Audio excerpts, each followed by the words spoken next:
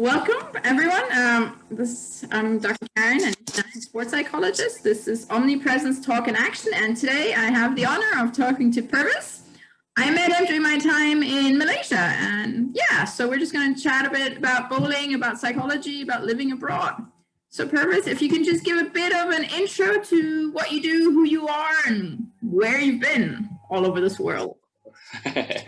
Wow, what a story that is. Well, I used to live in Seattle, Washington in 1996, and I ended up going to Hong Kong in January 21, 1997, and worked for a pro shop, starting pro shop, opening pro shops, teaching bowling, giving seminars because I was a PBA bowler back in the States.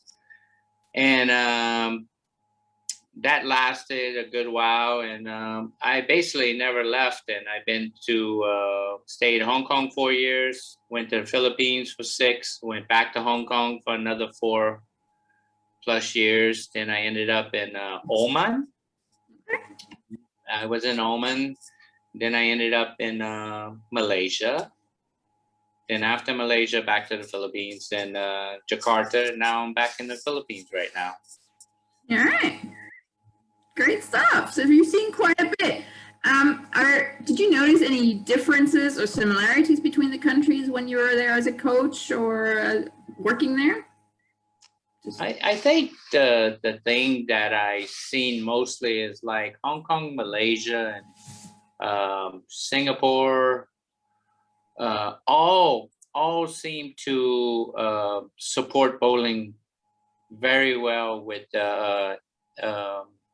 government funding. They have good fundings and great programs. Obviously, Vivian Lau in Hong Kong, she's done a tremendous job, and it was a pleasure to get hired by her, not once but twice, to help the program over there. And bowlers from 97 till now have really progressed. I mean, me and you met in Malaysia. Yeah. I mean, you worked with Shalin, Sinlin, Jane, Rafik, Alex, Zul, all them bowlers. I'm watching these bowlers grow up. Yeah.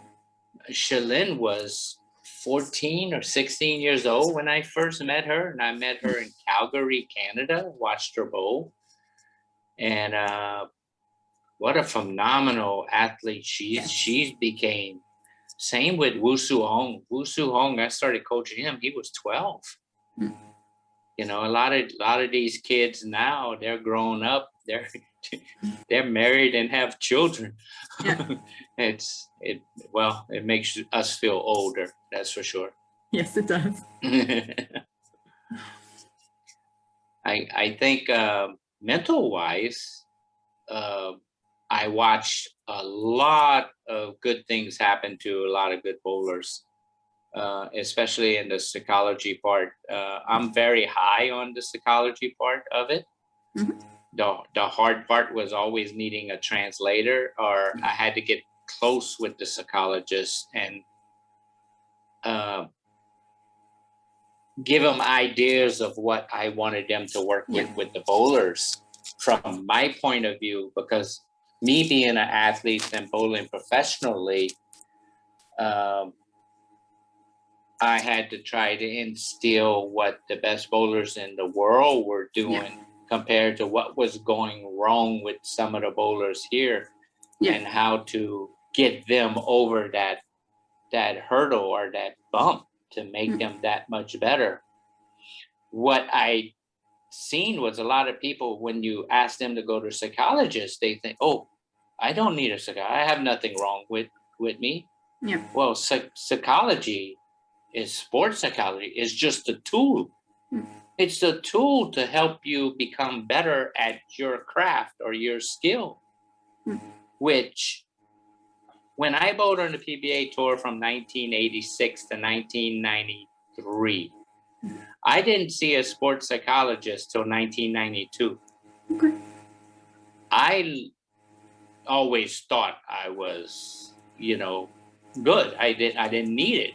Yeah. But my last year on tour, if I would have saw a sports psychologist maybe halfway or even at the beginning of my tour years, I would have probably become a PBA champion. I finished second twice. I made 9 telecasts, but I learned how to, that last year, I learned how to control my emotions, things that happened to me, I was unaware of. Yeah. You just don't know because you're all I was doing was bowling. So I didn't know that aspect of it. I read a few books, on sports psychologists to learn certain things, but it was interesting when I saw a personal sports psychologist and the tools she gave me, and not how much it made me bowl better, but how it helped all aspects of my life and how to control my emotions, how not to get so frustrated or so upset over things that are out of my control. Yeah. Differences over the time? Did you notice any differences over time, like or the different countries you were working in, on the acceptance of sports psych or the importance of it? I think Hong Kong was tough. Yeah. To a point, and then Vivian insisted because she was very high on it, and obviously all the other coaches was. Vivian very much insisted, and they saw the results, and when they saw what was happening, they got their results, a lot of them became more open to it.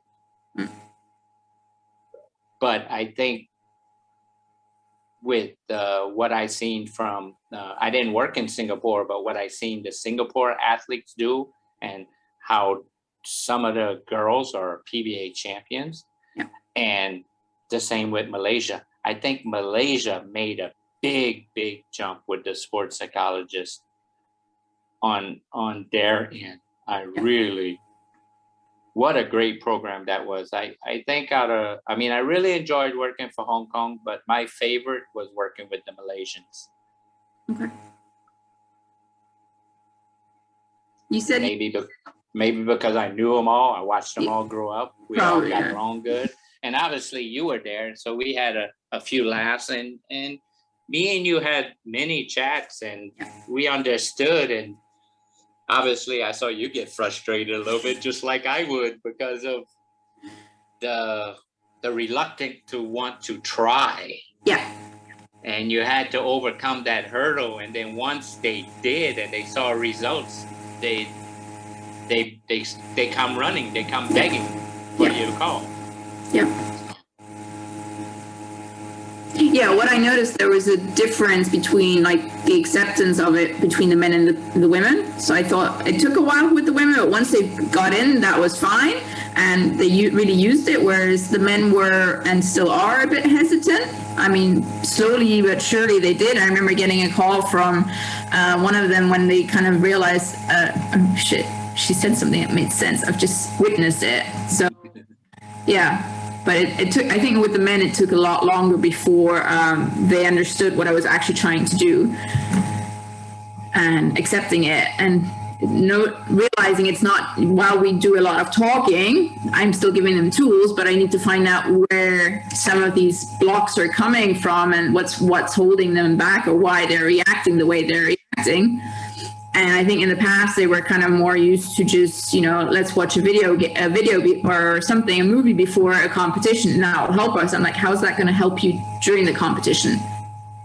So it was just trying to change their mindset at times to kind of accept that, we need to do a bit more to figure out where we're going, what we're doing, than just going in there with a chilled attitude by watching a movie beforehand. And then, well, that's not, when you get stressed, the movie's not going to help you anymore. Correct. I think the good part is that now that with your work and all the other psychologists I worked with was able to break the barrier and get through to the elite athletes then it was more acceptable for the youth. Yes. So the youth actually were more easier to convince and Yes. work with, and they were, well, the youth, you know, they just want to learn, you know, and they'll do anything if they want to be the best. So yeah, and I remember a lot of competitions where the youth and the senior team went, and you know, the youth would come to approach me and talk to me about stuff, and you know, it's like, yeah, okay, cool. I'm there, and their sports side couldn't always travel with them, so when I was there, I would help them and give them advice. I remember talking to a couple. I think it was when we were in Singapore because my girls were in the U.S. and we were there, and I had spoke to a couple of your guys. Yeah, and it was great because they just took and then they saw the impact it had right away for some of them. Yeah, it's like even on our off times when we're out eating or whatever, we're still communicating and talking, and it seems like them moments were the best time. Yeah, absolutely. They were better than being inside a room with a bunch of people. Yeah. It was more like you're sitting next to, let's say, Shalyn or something, and she opens up and tells you something that she just remembered, and then it becomes just like a free conversation, and it's so open-minded at that point. But when you're in a classroom with a bunch of people, some of them are very afraid to mention something that might have happened, especially between another teammate or something. You know, so, but I seen a big jump in Asian bowling over the years. You know, I've been, what is this? This makes 24 years I've been in Asia. So 24 years is a long stint, and to see all that has happened and changed is something that I will always cherish within myself. I don't need any bragging rights or anything or be gung-ho. I know I helped hundreds of bowlers. I came across thousands of bowlers across the world. And if I helped 10% or 5% of them become better, then that's all you can ask for. At least I made an impact on a lot of people's lives, and that's a good feeling. I think that's where I get my joy from and continue to keep on going.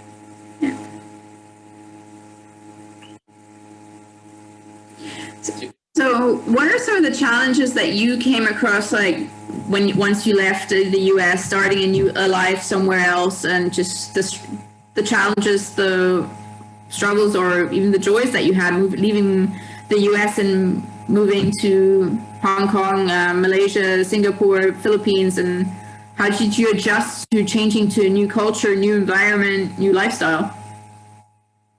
Ooh. Well, Hong Kong was, learning day by day. Talked with a lot of them. We'd go eat with them. Obviously adapting to the food. I tried many foods that I would have never tried in the U.S. You know, there is quite a lot that I don't like, but there is a lot that I do like. You know, I have my favorites wherever I go. Culture was very difficult, hard. Doing the right things,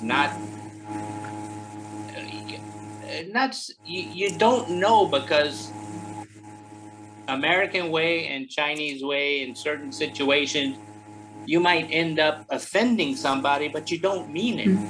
You don't mean it at all. You're just being an American and doing your normal thing. But I learned that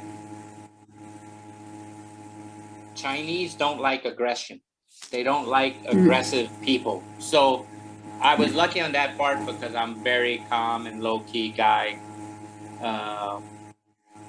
So that was a good part about that. But learning the Chinese culture, respecting their holidays and their ways was different. I mean, obviously Hong Kong, the price, living in small apartments, you know, but I really love Hong Kong. It's 24 hours. Anything you need, you can get. You just have to know where and the right person, the right way to go.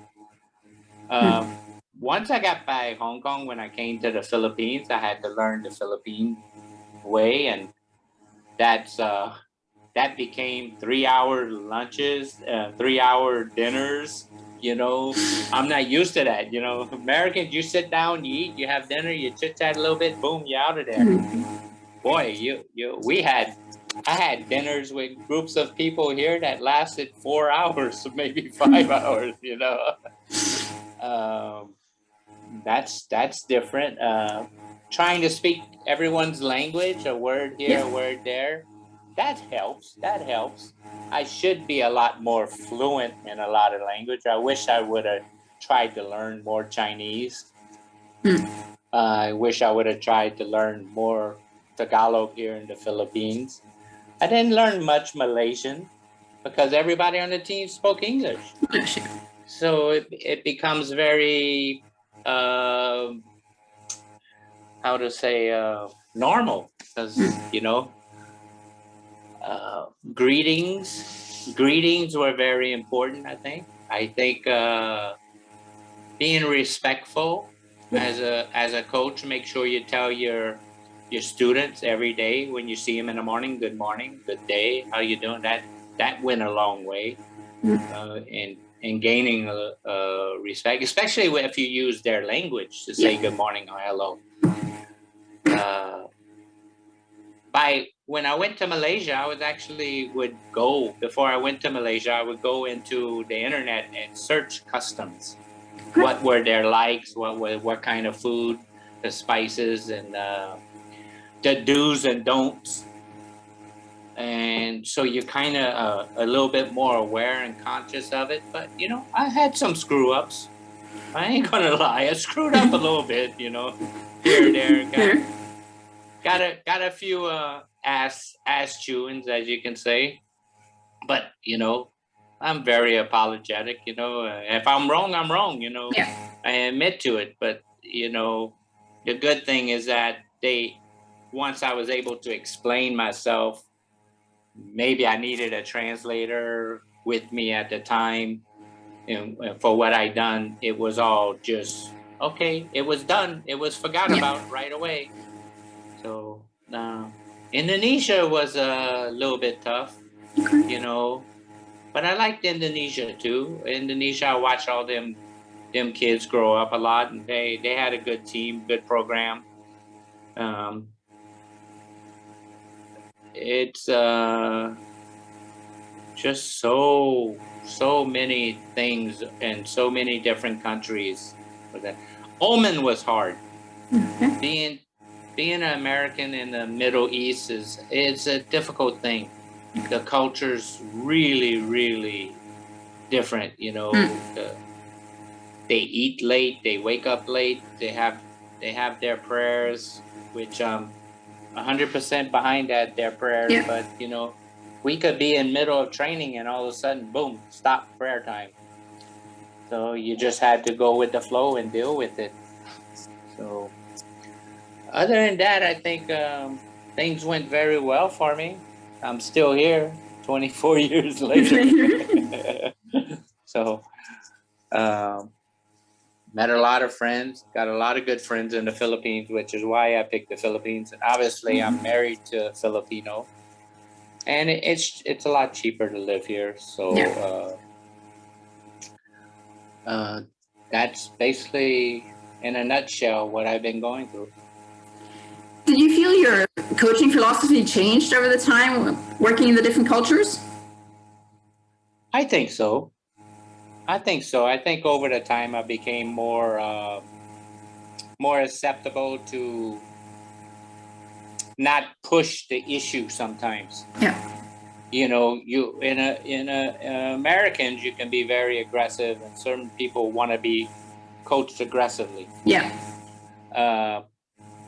I think one thing I learned the most from is that you cannot coach men the same way you can coach women. Okay. Because just biological makeup, you know, I mean, Yeah. you have to be more open. I had to not push certain issues when I wanted them to do it and they couldn't get it right. I've always been a positive person. I never put anybody down if they couldn't do it. Yeah. I said, okay, you can't do it this way. Let's try to do it another way. The way.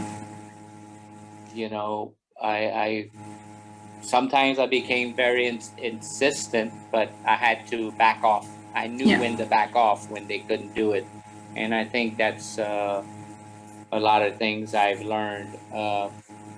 You know, being back in the States, there's so many good bowlers in the U.S. So a lot of these bowlers, when they come to a high performance coach or whatever, they know so much already. Yeah. So their fundamentals already are there. Yeah. Where with me, I did a lot of youth coaching. I basically had to build teams from the bottom up. So I had to get their fundamentals right and get them into a higher performance, higher calibers or whatever. And I think that's where Hong Kong did good with, you know, getting other coaches, and because the budgets, you know, a lot of countries have good budgets. So budgets help because you can hire other coaches to coach different parts of the game. Yeah. Okay. Trying to learn ball reaction and being a technical coach and also being a physical coach and trying to be a psychologist on top of that. I think one thing that's very difficult as a coach is when you're coaching 20 people, you have to deal with 20 different personalities. But they just have to deal with one, and that is you. So it got frustrating a lot of times, and I tried not to show it, but that was the hardest part, I think. And waking up feeling so frustrated at times, feeling like you didn't do your job good enough because you couldn't get through to a certain person. Yeah. So a lot of times with the help of assistants, like with Wendy. Yeah. Wendy coached the girls, I coached the guys. But sometimes Wendy would say, could you help this girl with this? And I say, well, can you help this guy with this? And even just changing up, hey, Wendy, coach them in your language and I'll coach this one in English because this one knows English. It seemed we were good together. I miss working with Wendy a lot. Wendy was one of my best assistants. And a lot of fun with her too. We had some good times. We celebrated a lot for that 1 year I was there, that's for sure. Yeah. No, she was great. You could have great conversations with her as well. She was open to a lot of things. So yeah, no, it was awesome working. I had some great chats with Wendy on the side while we were competitions and stuff. Yeah. Yeah. The kids really liked us too. We had a good thing going. So it's all good though. So any tips that you can give bowlers on how important, I mean, you already talked about the importance of psychology in bowling, but anything more you can say on that to kind of reach out? Because I do notice there's still that, like you said, there's still that hesitant if the word psychology just puts people off thinking there's nothing wrong with them. So anything, what kind of things helped you working on when you were a pro bowler and then afterwards that helped you kind of work on the mental side of things and improving your bowling? I went to we had a lot of free times and out on tour. So I went to a bookstore one time and I was always wondered why some of these bowlers were making TV show after all the time. And I'm like, I started venturing out and reading books, psychology books. It didn't matter where it was from, who it was written by, what sport it was written by. I just started reading a few psychology books. So I would bring a book with me and buy a book and then read it and implied some of the things that I read. And I realized they do work, you know, breathing, self-talk, positivity. You have to stay positive. Yeah. That's the bottom line. If you're in competition, A1, you have to be positive every shot. Yeah. And not every day you're gonna feel good. You're gonna have your bad days and good days, but mentally, if you're not feeling good, you can turn that around and be positive Yeah. and still be able to compete. Yeah. Because you look at all these athletes on TV, the Usain Bolts, the Michael Phipps, these guys who win gold medals after gold medals. These guys don't feel good every day they wake up. No. They're training for 4 years. They're it's just like going to work. We don't feel Yeah. good every day we go to work. But Yeah. if you keep a positive mental attitude, you can turn bad days into great days. Yeah. Absolutely. And I think it's also important to, like, you're not every shot's going to be a good shot, but just let it go. So just focus on the shot you're taking right now and forget the one you've just done. If it was, because I know a lot of the boulders, that was always their frustration. They were still focused on the shit shot they just had, instead of saying, okay, that shot's behind me, I can't change it. Let's focus on making the changes I need to and focus on the next shot. Yeah, I think one thing I learned early on too was I've learned to be a gracious loser. I accepted losing. Yeah. I knew I wasn't the best for that day, Yeah. but I've always congratulated my opponents. I've always tried to smile, no matter how hard it was, and walk away with, well, lesson learned, next one. Yep. And even when, as a coach behind the player, when I watch the player make a bad shot and the team loses a gold medal and they win silver and everyone's crying, how you can't stop it. Yeah. You can't stop. You got a whole team crying, and all you can do is try to turn it into a positive. Say, we can get them next time. We just got to be better. But at that moment in time, the heat of that moment, it's so difficult. It is almost like, let everything cool down and simmer. We'll get back home from our trip, and then we'll discuss the issue. Yeah. But I like to discuss it right then and there because everybody's mind is fresh. Yeah. And what we can do. But a lot of times it's not the right time. Yeah. Yeah, I think it's important for coaches to know that sometimes you just need to take that step back, let the emotions happen, then afterwards get them to reflect once they've kind of cooled down a little bit, instead of doing it then and there. Yeah. Wow, boy, did I go through a lot of ups and downs. 24 years.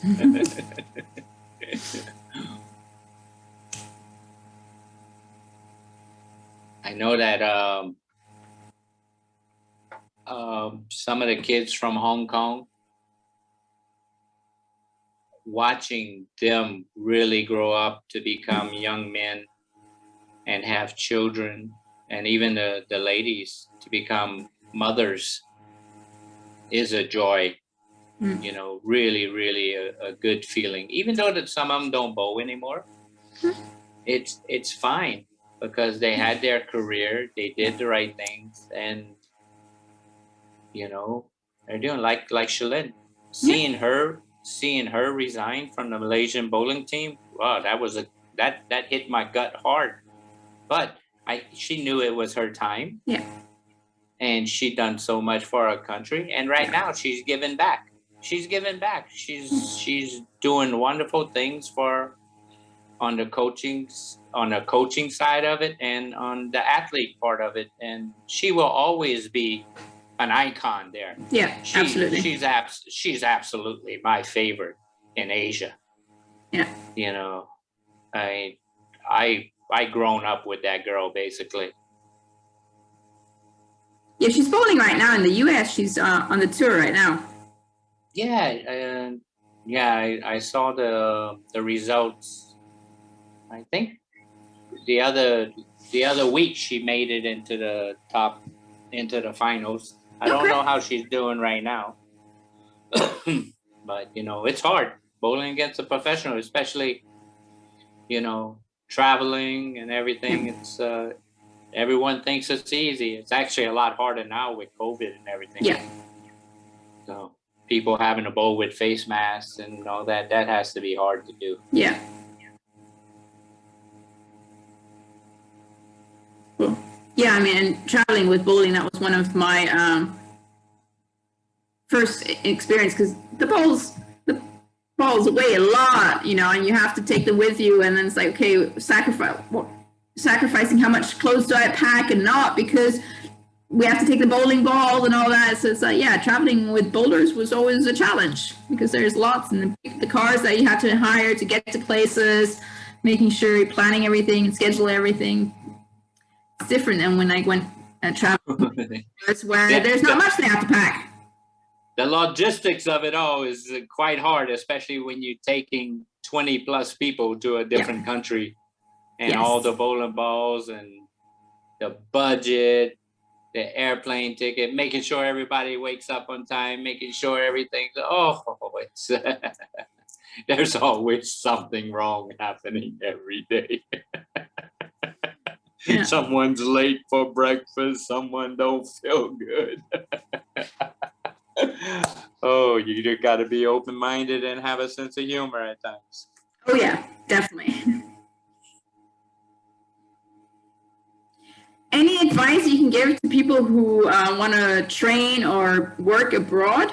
So, that, like, it's stuff that you and I have done for a long time, like packing our bags and moving to a new country. But any advice that you can give to people who, sorry, my doorbell just rang. I don't know if you heard that. Just ignore that. Yeah, any advice you can give to people who want to move to make that transition a little easier? Well, if you're going to do it, you definitely need to read up on the country you're living or moving to. That's for sure. The internet got a lot of information. Yeah.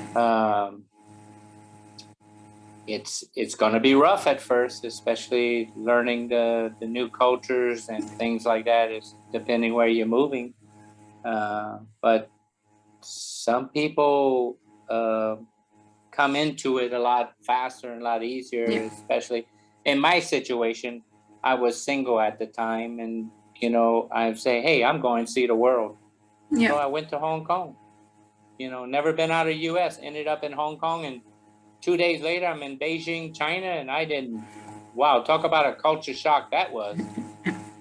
But I think on coaching wise, you need to obviously, in Asia, and a lot of people, they want credentials. They want coaching certificates. They want you to be accredited. Obviously, being a professional bowler helps, but you also need to have some coaching experience. Yeah.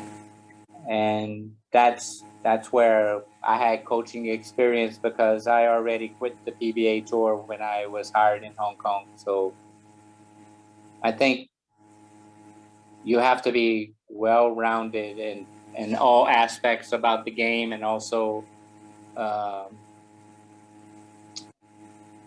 have a good head on your shoulders and be mentally prepared for the ups and downs. There are going to be a lot of them, and there's going to be some dark days. There are going to be some sad days, especially if you miss home. Yeah. Those become very difficult, especially when you miss your mom, your brothers, all the birthdays and everything. It's a lot more difficult than people make it out to be. But I was fortunate to where my family was behind me.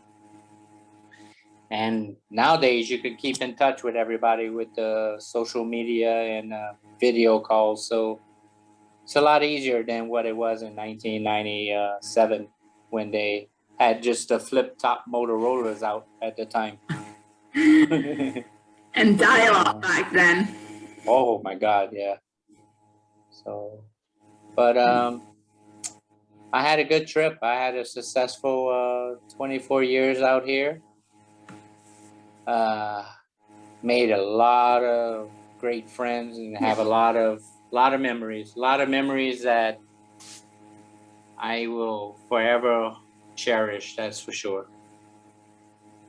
Yeah, I think what I really enjoyed was the bowling culture. It's like it's a huge family. Like, I mean, just my first trip with everyone was Thailand, and then the second time I went on a trip with them, I met a lot of coaches again and players again, and it was just like I was instantly part of the family, and I really enjoyed that part about it. You know, you could travel and then meet up with people, and instantly you're known as the German that lives abroad. You know.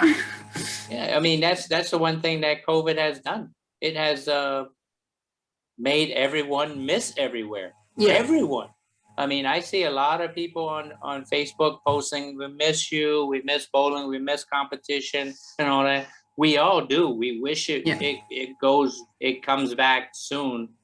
We're playing the waiting game, but man, the best parts of all that was everyone taking you out to dinner, taking you out to lunch, treating you to a different type of food, a different restaurant. Um, all the friends after 20 plus years of me being there, and wow, Thailand's a fun place. Thailand was good, especially with Larry. Everybody knows Larry. Larry always got things done, got things for you. And Surlai in Thailand. The president over there, the lady over there, she's such a gracious host. Jessie Phua in Singapore, one of the best ever. You know, she held some great tournaments. Singapore Open was one of my all-time favorites to always go to. When BC worked in Malaysia, you know, me and BC were roommates. We lived together. When we host the Malaysian Open, we had schedules. Okay, this is who we taking out to dinner. This is where we're going, and all that. So when you go to these tournaments, sometimes you come back so tired, and you know you gain weight because you ate so much, because you cannot say no. No. Yeah. It's just, you can if you want, but then you're gonna miss a good time.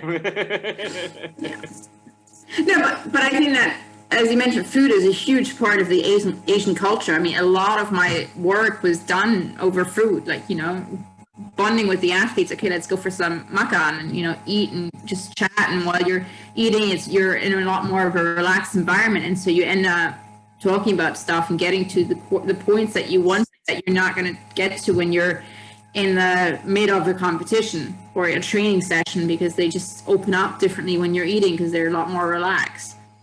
And I know it was always, you know, them testing how much they can push me with experimenting with.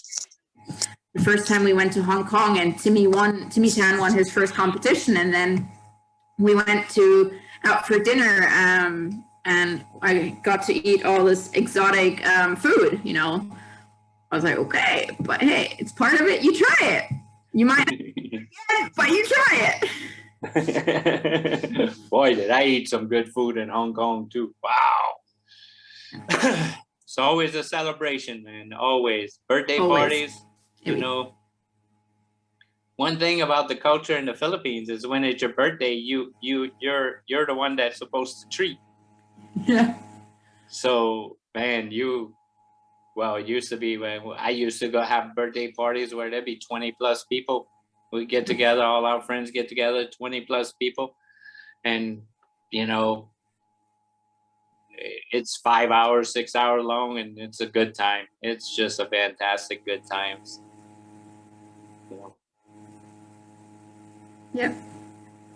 One place I've been to Germany once.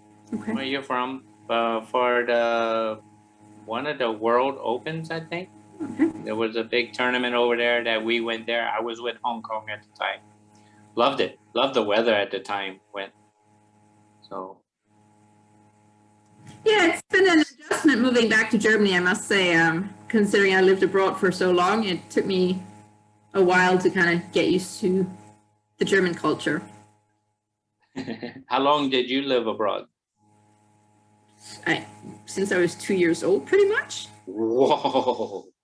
Oh, so I came out when I was early 30s, so when I left the US. Yeah, no, so my parents moved abroad when I was 2. We lived in Ghana for 5.5 years, and then we moved to Tanzania, where I lived for 12 years, and then I studied in the US and in the UK, and then once I finished my study, when I got my PhD, I moved to Dubai. I lived there for 4 years, then Malaysia, and now, so yeah, this is my first time really back. I've been back now nearly 3 years, so.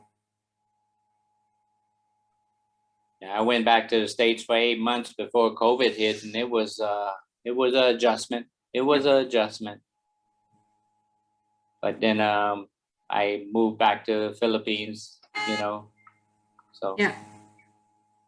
Yeah, I think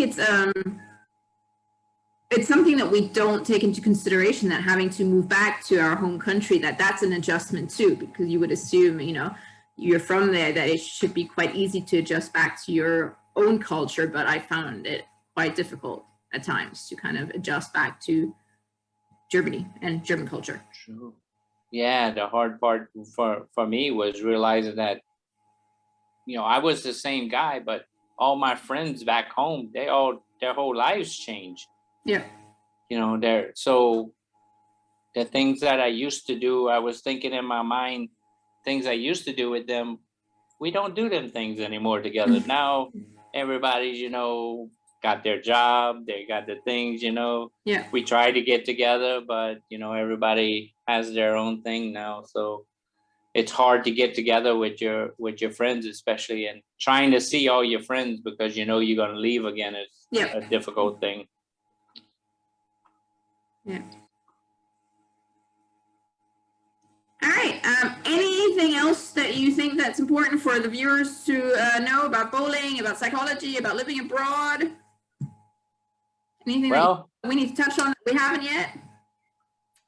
I think we pretty much covered a lot of it. I think that